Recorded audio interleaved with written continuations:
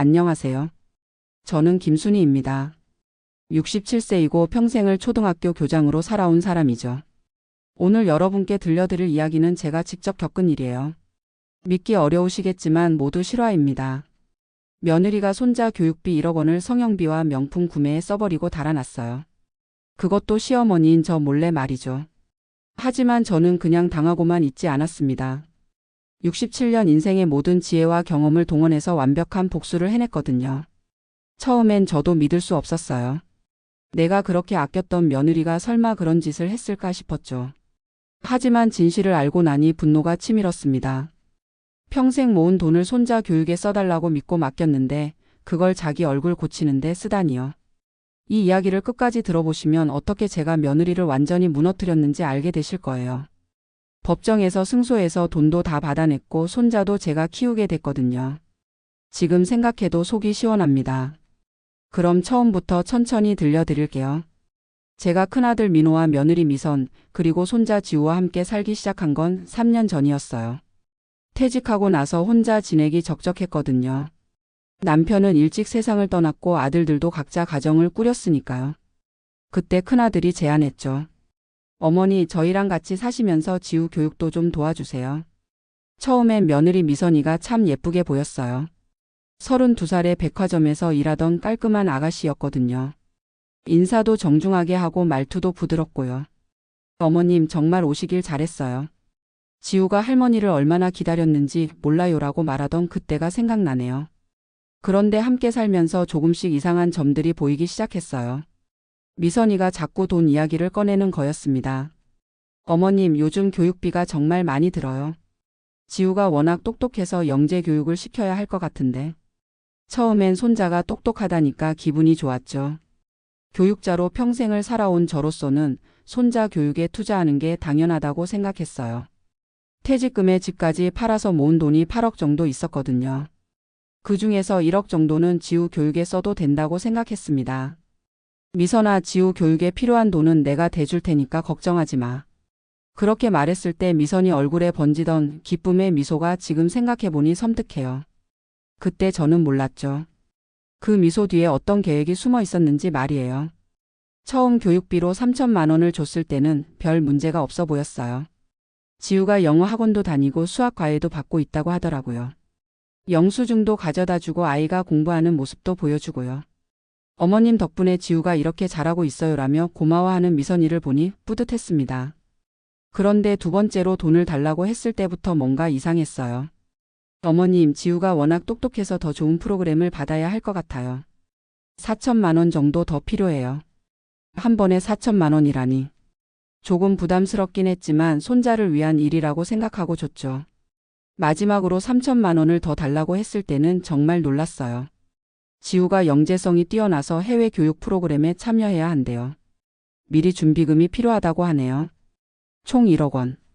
제 전 재산의 8분의 1에 해당하는 큰 돈이었어요. 하지만 손자를 위한 일이라고 생각하니 아깝지 않았습니다. 지우야, 할머니가 너 교육시키려고 이렇게 투자하는 거야. 나중에 훌륭한 사람이 되어야 한다.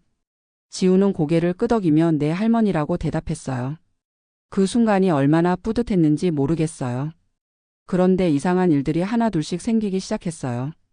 어느 날 미선이가 새 가방을 들고 나타났는데 그게 명품이더라고요. 에르메스라고 적혀 있는 가방이었어요. 미선아, 이 가방 비싸 보이는데 어디서 샀어? 아, 이거요? 친정에서 생일 선물로 사줬어요. 그렇다고 하니까 그런가 보다 했죠. 그런데 며칠 뒤에는 새 옷을 입고 나타났어요. 샤넬이라고 적힌 옷이었습니다. 손목에는 반짝이는 시계까지 차고 있더라고요. 이것들도 친정에서 사준 거야? 네, 어머님. 요즘 아빠가 사업이 잘 돼서 여유가 생겼나 봐요. 뭔가 이상했지만 의심하고 싶지 않았어요. 며느리를 믿고 싶었거든요. 하지만 속으로는 계속 찜찜했습니다. 교육비가 부족하다고 해서 1억 원이나 줬는데 명품을 사고 다니다니요. 결정적인 순간은 미선이 휴대폰을 보고 웃으면서 누군가와 통화하던 때였어요. 언니, 나 요즘 완전 대박이야. 시어머니가 교육비라고 돈을 막 줘. 덕분에 하고 싶던 거 다 했지 뭐야. 그 순간 등골이 오싹해졌어요. 급하게 방으로 들어가서 문을 닫고 귀를 기울였어요. 아니야, 들킬 리 없어. 어머니는 워낙 단순하시거든. 교육비라고 하면 무조건 믿으셔. 손이 부들부들 떨렸습니다. 성형외과에서도 뭐라고 안 했어. 현금으로 계산했으니까. 어머니가 알 리 없지. 성형외과라고? 설마 내가 준 교육비로 성형수술을 했다는 건가요? 더 들어보니 충격적인 얘기들이 쏟아져 나왔어요. 백화점에서 명품 살 때도 교육비 카드로 긁었어. 어머니는 영수증도 안 보시거든. 완전 호구야, 호구. 그 순간 머리가 하얘졌어요. 평생을 교육자로 살면서 사람을 의심해 본 적이 없었는데요. 특히 가족은 더더욱이요. 그런데 이게 무슨 소리예요? 제가 손자를 위해 준 소중한 돈을 이런 식으로 쓰다니. 그날 밤 잠을 한숨도 못 잤어요. 이불을 뒤집어 쓰고 울었습니다. 67년 살면서 이렇게 배신감을 느껴본 적이 없었어요. 내가 너무 순진했던 건가? 아니면 세상이 너무 험해진 건가? 다음 날 아침 작은 아들 민수에게 전화를 걸었어요. 민수야, 엄마 좀 보러 와라. 할 얘기가 있어. 목소리가 떨려서 민수가 놀랐나 봐요. 어머니, 무슨 일이세요? 목소리가 이상하네요. 민수가 와서 상황을 다 얘기하니까 얼굴이 굳어지더라고요. 어머니, 설마 그럴 리가요. 형수가 그런 사람이 아닌데. 처음엔 민수도 믿지 않았어요. 민수야, 엄마가 거짓말할 이유가 있겠니? 직접 들었단 말이야. 그제서야 민수가 심각하게 받아들였어요. 어머니, 이건 확실히 해야겠어요. 혹시 오해일 수도 있으니까. 공무원인 민수는 이런 일에 경험이 있었어요. 어머니, 일단 증거부터 모아봐야겠어요. 은행 거래 내역, 카드 사용 내역 같은 것들 말이에요. 그래서 다음 날부터 본격적인 조사를 시작했습니다. 은행에 가서 제 계좌에서 미선이에게 이체한 내역을 뽑아봤어요. 3천만 원, 4천만 원, 3천만 원. 총 1억 원이 정확히 찍혀 있었습니다. 날짜까지 다 기록되어 있더라고요. 그 다음엔 미선이가 사용한 카드 내역을 알아봤어요. 민수가 아는 사람을 통해서 조사했거든요. 결과는 충격적이었습니다. 제가 준 돈이 들어간 바로 그날 성형외과에서 3천만 원이 결제됐어요. 그것만이 아니었어요. 백화점에서 에르메스 가방 300만 원, 샤넬 옷 200만 원, 까르띠에 시계 500만 원. 이런 식으로 계속 명품을 사고 있었던 거예요. 총 4천만 원 어치나 됐습니다. 나머지 3천만 원은 어디로 갔을까요? 알고 보니 주식 계좌로 들어갔더라고요. 그것도 하루 만에 다 날려버렸어요. 투자라는 걸 해본 적도 없으면서 한 번에 몰빵했던 거죠. 민수가 서류들을 보여주며 말했어요. 어머니, 이건 명백한 사기예요. 교육비라고 속이고 돈을 받아서 다른 용도로 쓴 거니까요. 형사고발할 수 있어요. 그 순간 분노가 치밀어 올랐어요. 하지만 동시에 허탈했습니다. 내가 그렇게 믿었던 며느리가 이런 사람이었다니. 평생 모은 돈을 이렇게 우롱당하다니. 민수야, 엄마가 너무 바보였구나. 어머니, 바보가 아니라 너무 착하셨던 거예요. 요즘 세상에는 이런 사람들이 많아요. 그날부터 저는 달라졌어요. 67년 인생에서 처음으로 복수를 계획했습니다. 그것도 아주 치밀하고 완벽하게요. 평생 교육자로 살면서 체계적으로 일을 처리하는 방법을 알고 있었거든요. 먼저 친구인 변호사 영숙이에게 상담을 받았어요. 순이야, 이건 확실히 이길 수 있어. 증거가 이렇게 명확하면 100% 승소할 수 있어. 영숙이는 40년 넘게 변호사로 일한 경험이 있었어요. 형사고발과 민사소송을 동시에 진행하자. 돈도 다 받아낼 수 있고 처벌도 받게 할 수 있어. 다음으로 지우 담임 선생님을 만났어요. 아이가 정말 영재 교육을 받고 있는지 확인해 보려고요. 이보람 선생님은 고개를 갸우뚱했어요. 지우 어머니가 그런 말씀을 하셨나요? 지우는 평범한 아이예요. 특별히 영재라고 볼 수는 없는데. 더 충격적인 얘기가 나왔어요. 지우가 요즘 많이 불안정해해요. 집에서 부모님이 자주 싸우시나 봐요. 아이가 스트레스를 많이 받는 것 같아요. 그제서야 깨달았어요. 미선이가 지우 교육은 뒷전이고 자기 욕심만 채웠다는 걸 말이에요. 모든 증거가 확보되자 본격적인 행동에 나섰어요. 첫 번째 공격은 미선이가 산 명품들을 모두 회수하는 것이었습니다. 미선이가 필라테스 학원에 간 사이 방에 들어가서 찾아봤어요. 에르메스 가방, 샤넬 옷, 까르띠에 시계. 모두 제 돈으로 산 것들이니까 가져갈 권리가 있었죠. 미선이가 돌아와서는 깜짝 놀랐어요. 어머님, 제 물건들이 왜 없어요? 그때 저는 차가운 목소리로 말했습니다. 내 돈으로 산 거니까 내가 가져가는 거야. 미선이 얼굴이 하얗게 질리더라고요. 어머님, 그게 무슨... 변명하지 마. 다 알고 있어. 내가 내 돈으로 성형수술하고 명품 산 거 다 알아. 그 순간 미선이가 바닥에 주저앉았어요. 어머님, 죄송해요. 제가 잘못했어요. 하지만 이미 늦었죠. 이미 1억 원을 날린 뒤에 미안하다고 하면 뭐해요. 큰아들 민호가 퇴근해서 상황을 알고는 아내 편을 들더라고요. 어머니, 미선이가 실수했을 수도 있잖아요. 너무 심하게 하시는 거 아니에요? 그 말을 듣는 순간 더 화가 났어요. 내가 인연 편을 드는 게 더 실망스럽다. 그날 밤 방문을 쾅 닫고 들어가면서 결심했어요. 이제 진짜 끝을 보겠다고. 단순히 물건만 찾아오는 게 아니라 완전히 무너뜨리겠다고 말이에요. 다음 단계는 미선이의 사회적 기반을 흔드는 것이었어요. 먼저 미선이가 다니던 필라테스 학원에 찾아갔습니다. 안녕하세요. 박미선 씨 시어머니인데요. 우리 며느리가 여기서 시어머니 흉보고 다녔다면서요? 강사들이 당황하며 그런 적 없어요라고 했지만요. 이미 분위기는 어색해졌죠. 혹시 며느리가 비싼 운동복이나 용품 많이 샀나요? 교육비로 받은 돈으로 그런 거 사더라고요. 며칠 뒤 미선이가 필라테스 학원에 갔다가 눈치를 보며 돌아왔어요. 어머님이 학원에 오셨다면서요? 응, 갔다 왔어. 내 소문이 꽤 났더라. 미선이 얼굴이 굳어지더라고요. 다음으로는 미선이 동창 모임에 개입했어요. 미선이가 동창들과 단체 채팅을 하는 걸 알고 있었거든요. 민수를 통해서 그 채팅방에 메시지를 보냈어요. 미선이가 시어머니 교육비로 명품 사서 자랑했다더니 사실이네요. 동창들이 충격을 받았나 봐요. 며칠 뒤 미선이가 울상을 하고 들어왔어요. 어머님, 친구들이 저를 이상하게 봐요. 무슨 소문을 내신 거예요? 소문? 사실을 말했을 뿐이야. 아파트 부녀회에서도 은근히 압박했어요. 요즘 며느리들이 시어머니 돈 가로채서 명품 사는 게 유행인가 봐요. 다른 부녀회 사람들이 설마 그럴까요? 라고 하니까요. 우리 집 며느리가 그랬거든요. 교육비라고 주니까 성형수술 하더라고요. 이런 식으로 미선이를 사회적으로 고립시켰어요. 필라테스 학원도 못 가고 친구들도 만나기 어려워졌죠. 아파트에서도 시선이 곱지 않고요. 미선이는 점점 집에만 있게 됐어요. 그 다음은 정신적 압박이었습니다. 매일 아침 미선이 방문 앞에 메모를 붙여놨어요. 오늘 할 일. 훔친 돈 계산하기. 변명 만들기 3. 시어머니 속이기. 이런 식으로 말이에요. 또 미선이가 좋아하는 드라마를 틀어놓고 중얼거렸어요. 아이고, 이 드라마 며느리가 시어머니 돈 훔쳐서 명품 사는 이야기네. 우리 집 같잖아. 미선이가 드라마를 보다가 채널을 바꾸더라고요. 이런 일들이 계속되니까 미선이가 밥도 제대로 못 먹고 살이 빠지기 시작했어요. 민호에게 여보, 어머니가 저를 너무 괴롭혀요. 우리 따로 살까요? 라고 제안했대요. 하지만 민호는 지금 상황에서 어떻게 나가?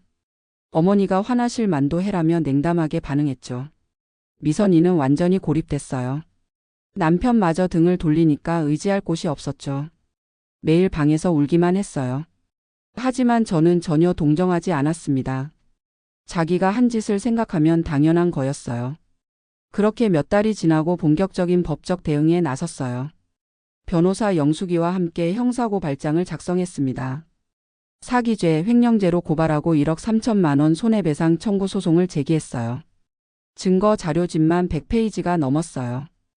은행 거래 내역, 카드 사용 내역, 성형외과 영수증, 백화점 구매 내역. 심지어 성형외과와 백화점 CCTV 영상까지 확보했거든요. 미선이가 제 돈으로 성형수술 받고 명품 사는 장면이 그대로 찍혀 있었어요.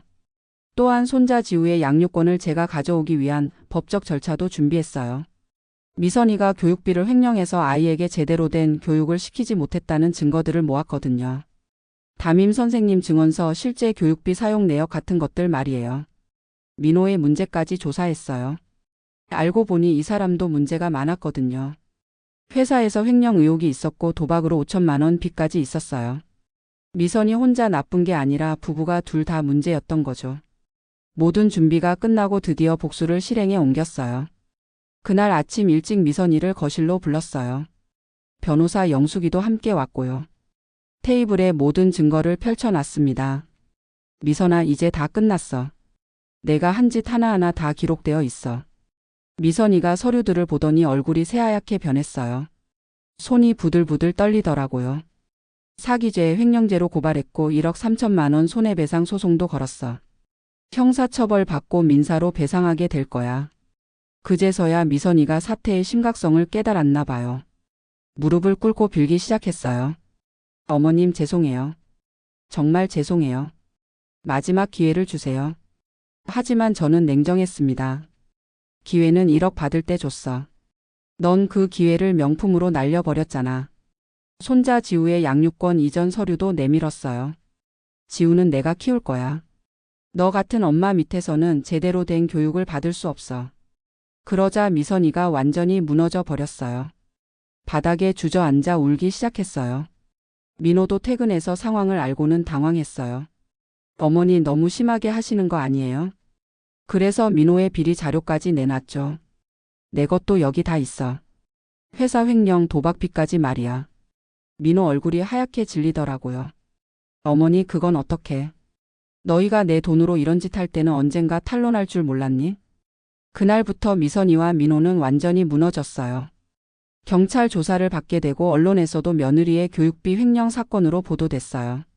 미선이 친정 부모들도 이런 창피한 일을 어떻게 라며 딸을 외면했고요. 민호는 회사에서 가정관리도 못하는 놈이라며 승진해서 누락됐어요. 도박 빚 때문에 신용불량자가 되기도 했고요. 결국 부부는 아파트를 나가야 하는 상황에 몰렸지만 갈 곳이 없었어요. 미선이가 마지막으로 매달렸어요. 어머님, 지우만은 제게 주세요. 하지만 저는 단호했습니다.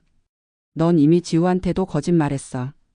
교육비 받고도 제대로 된 교육 하나 시켜주지 못했잖아. 법정에서도 완전히 승소했어요. 1억 3천만 원을 모두 배상받았고 손자의 양육권도 제가 가져왔습니다. 판사도 이런 명백한 사기 행위는 엄중히 처벌해야 한다며 미선이에게 실형을 선고했어요. 6개월 뒤 미선이는 집행유예를 받고 사회봉사를 하며 반성하는 모습을 보였어요. 민호도 새 직장을 구해서 처음부터 다시 시작하려고 노력했고요. 하지만 저는 더 이상 관심 없었어요. 그들이 어떻게 살든 제 알바가 아니었거든요. 이제 중요한 건 손자 지우였어요. 아이를 데려와서 진짜 교육에 전념하기 시작했습니다. 처음엔 지우가 많이 혼란스러워했어요. 할머니, 엄마는 언제 와요?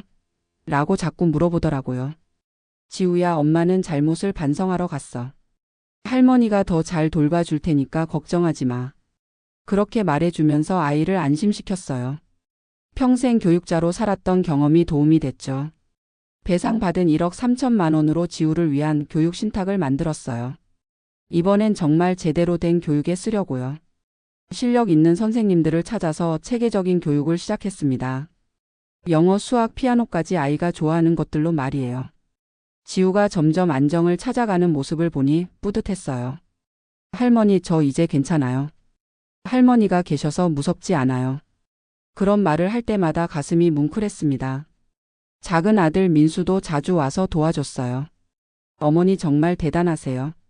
이런 완벽한 복수를 해내시다니. 민수는 처음부터 끝까지 제 편이었거든요. 형수가 그런 짓을 할 줄 몰랐어요.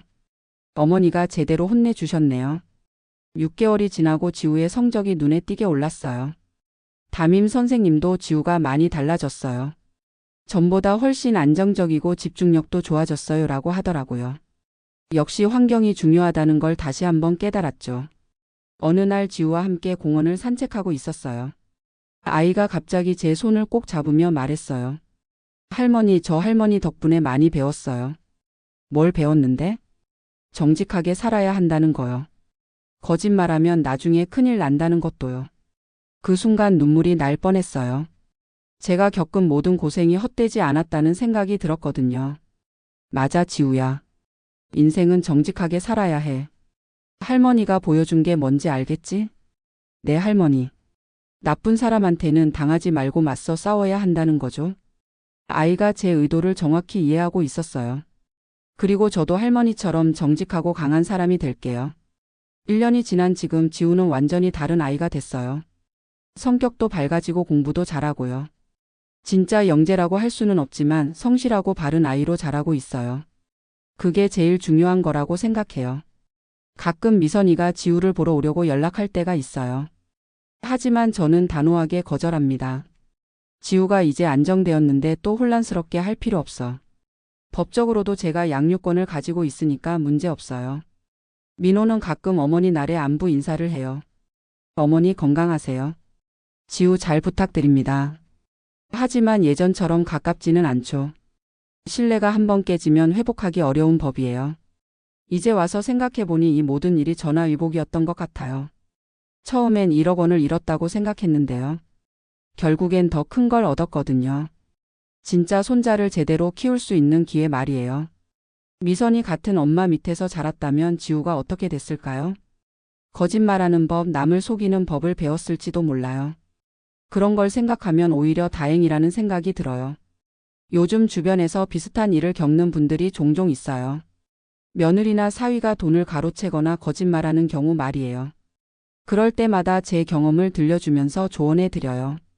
무조건 참지 마시고 제대로 대응하세요. 많은 분들이 가족인데 어떻게 그래요? 라고 하시는데요. 저는 이렇게 말씀드려요. 가족이기 때문에 더 정직해야 하는 거예요. 가족의 신뢰를 배신하는 건 남보다 더 나쁜 짓이에요.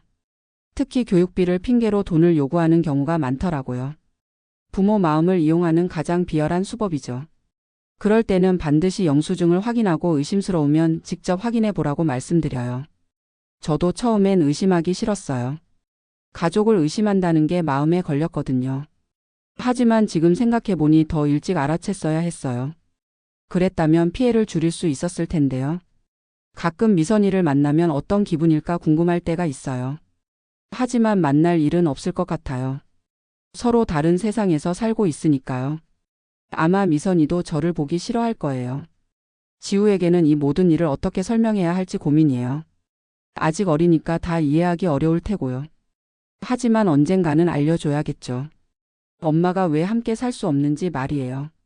그때가 되면 이렇게 말해줄 거예요. 지우야, 엄마는 거짓말을 했어. 할머니와 약속을 지키지 않았고요. 그래서 벌을 받은 거야. 아이가 이해할 수 있도록 쉽게 설명해 줄 생각이에요. 이 일을 겪으면서 많은 걸 배웠어요. 67살에 이런 경험을 하게 될 줄 몰랐죠. 하지만 덕분에 더 강해진 것 같아요. 이제는 누구든 저를 함부로 볼 수 없을 거예요. 주변 사람들도 제가 많이 달라졌다고 해요. 예전엔 너무 착하기만 했는데 이제는 당당하다고요. 순희 씨가 이렇게 강한 분이었어? 라고 놀라기도 해요. 사람은 정말 상황에 따라 변하는 것 같아요. 지금도 가끔 화가 날 때가 있어요. 1억 원이면 정말 큰 돈인데 그걸 그렇게 허무하게 날렸다는 겨. 하지만 그런 생각이 들 때마다 지우를 봐요. 아이가 건강하게 자라는 모습을 보면 마음이 평온해져요. 요즘 지우가 자주 하는 말이 있어요. 할머니, 저 커서 할머니처럼 강한 사람이 될래요. 그런 말을 들을 때마다 뿌듯해요. 제가 겪은 고생이 아이에게는 좋은 교훈이 된 것 같아서요. 마지막으로 여러분께 하고 싶은 말이 있어요. 가족이라고 해서 무조건 믿지 마세요. 특히 돈 문제에서는 더욱 조심하셔야 해요. 아무리 가까운 사이라도 확인할 건 확인해야 합니다. 그리고 억울한 일을 당했을 때는 참지 마세요. 정당한 방법으로 맞서 싸우시기 바라요. 법이 있고 제도가 있으니까 이용하세요. 저처럼 완전히 이길 수 있어요. 무엇보다 포기하지 마세요. 67살인 제가 해냈는데 여러분도 할 수 있어요. 나이는 숫자일 뿐이고 의지가 더 중요해요. 정의는 반드시 승리한다는 걸 믿으세요. 이상으로 제 이야기를 마치겠습니다. 긴 이야기 끝까지 들어주셔서 감사해요. 여러분 모두 건강하시고 좋은 가족들과 행복하게 지내시길 바라겠습니다. 감사합니다.